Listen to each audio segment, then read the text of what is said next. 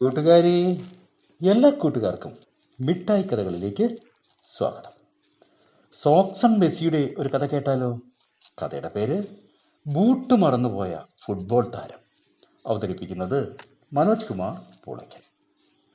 ഒരു professional match നടക്കുകയാണ്. Referee whistle മുഴക്കാൻ പോകുന്ന സമയം.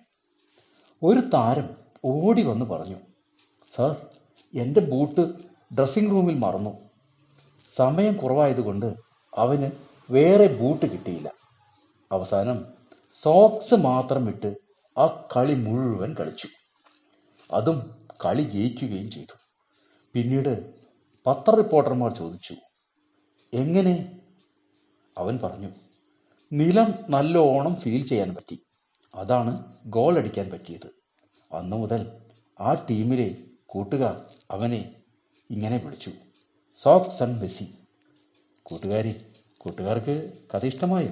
എങ്കിൽ പുതിയ കഥയുമായി നമുക്ക് നാളെ കാണാം. എല്ലാവർക്കും നല്ലൊരു ദിനം ആശംസിക്കുന്നു.